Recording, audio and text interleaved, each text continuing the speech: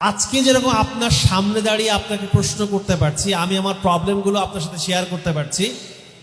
আগামীকাল আপনি যখন নির্বাচিত হয়ে ঢাকা 13 আসনে বসবেন, তখন কি আমি বা আমার মতো আমার ভাই বোন যারা আছে আপনার কাছে ইজি অ্যাক্সেস পাবে? এইটাই নিশ্চয়তা আমাদের দরকার। আমরা এমন একজন প্রতিনিধিকে চাই যে প্রতিনিধি সবার জন্য কাজ করবে। ঢাকা 13 আসনে যে আপনাকে ভোট দিল তার জন্য কাজ করবেন, যে ভোট দেয় নাই সেও আপনার ভাই, তার জন্য কাজ করবেন। That's called development. সবাইকে নিয়ে আপনাকে আগাতে হবে। আমি জানতে চাই আপনি সেদিনও কি এরকম ইজি অ্যাক্সেস দিবেন কিনা? থ্যাংক ইউ জাযাকাল্লাহ। খুব জরুরি প্রশ্ন করার জন্য। এই প্রশ্ন ইতিমধ্যে বারবার অনেক জায়গায় অনেকের কাছ থেকে এই প্রশ্নের সম্মুখীন হয়েছি। এই প্রশ্নের সোজা সাপটা উত্তর, কোনো ভনিতা ছাড়া, সেটা হলো আমি অনুভব করি, আমি ফিল করি এমপি হওয়ার অর্থটা কি।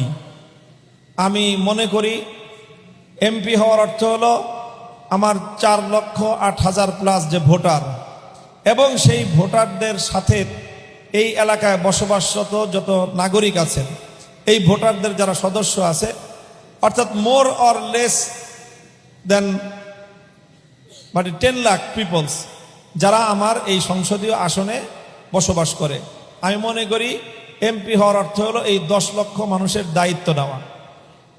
কাজে এই 10 লক্ষ মানুষের যে দায়িত্ব আমি নিচ্ছি, আমি তো স্বেচ্ছায় নিচ্ছি, এই 10 লক্ষ মানুষের দায়িত্ব আমি স্বেচ্ছায় নিচ্ছি, চেয়ে নিচ্ছি।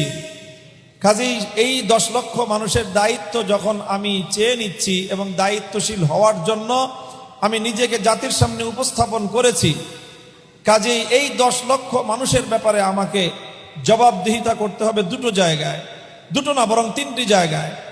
প্রথম জবাবদিহিতা করতে হবে আমাকে জনতার আদালতে, দ্বিতীয়ত আমাকে জবাবদিহিতা করতে হবে আমার নিজের বিবেকের আদালতে, তৃতীয়ত আমাকে এই 10 লক্ষ মানুষের জন্য, প্রতি ব্যক্তির জন্য আমাকে জবাবদিহিতা করতে হবে আমার আল্লাহর আদালতে। কাজেই আমি মনে করি আমার জন্য ফরজ নামাজের পরে, ফরজ ইবাদতগুলোর পরে সবচেয়ে গুরুত্বপূর্ণ কাজ হবে আমার, যে আমার এই 10 লক্ষ মানুষের প্রত্যেকটা মানুষের প্রয়োজনে, যেখানে আমার প্রয়োজন, আমাকে আমার অবর্তমানে যেন কোনো একজন মানুষের কোনো একটা প্রয়োজন অপূর্ণ না থাকে, সেই বিষয়টা নিশ্চিত করা, সেটা হবে আমার রাজনৈতিক নেতৃত্বের এবং ধর্মীয় দায়িত্ব। কাজে ইনশাআল্লাহ আপনি যেটা বললেন, আপনারা যেটা বললেন, সেটার জন্য আমার সুনির্ধারিত কর্ম পরিকল্পনা আছে। আমার পরিকল্পনা হলো যে আমার আসনে 7টা ওয়ার্ড আছে, 28 থেকে নিয়ে 34 পর্যন্ত নম্বর ওয়ার্ড ঢাকা সিটি কর্পোরেশনের। প্রতিটা ওয়ার্ডে আমার পক্ষ থেকে একটা আয়োজন থাকবে, লোক নিয়োগ থাকবে, যারা ওয়ার্ডের যাবতীয় সকল বিষয়ে উইলিংলি আমরা নিজেরাই সেখান থেকে সংবাদগুলো সংগ্রহ করব, যে কোথায় কার কি সমস্যা, পার্সোনাল লাইফেরও যদি, অথবা ব্যক্তিগত, পারিবারিক, সামাজিক যে কোনো ঝুট ঝামেলা, যেগুলোতে আসলে একজন এমপি হিসাবে, জনপ্রতিনিধি হিসাবে দায়িত্ব পালন করার, ভূমিকা রাখার সুযোগ আছে, সেই জায়গাগুলোতে যেন আমরা রিচ করতে পারি।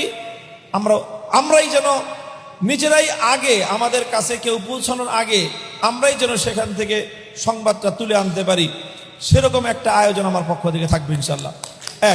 প্রথম। দ্বিতীয় হলো, এরপরে যদি আমরা রিচ করতে নাও পারি, প্রত্যেক ওয়ার্ডের মানুষের জানা থাকবে যে এই ওয়ার্ডে মামুনুল হকের অফিস এটা, এবং তার অফলাইন এবং অনলাইন, ডিজিটাল এবং অ্যানালগ দুইভাবেই প্রত্যেকটা মানুষ যেন আমাকে রিচ করতে পারে 24 ঘন্টা 7 দিন 30 দিন মাসের এবং বছরের 12 মাস, সব সময় যেন একজন আমার আসনের প্রতিটি নাগরিক যেন আমাকে রিচ করতে পারে, তার জন্য আমার একটা আয়োজন থাকবে।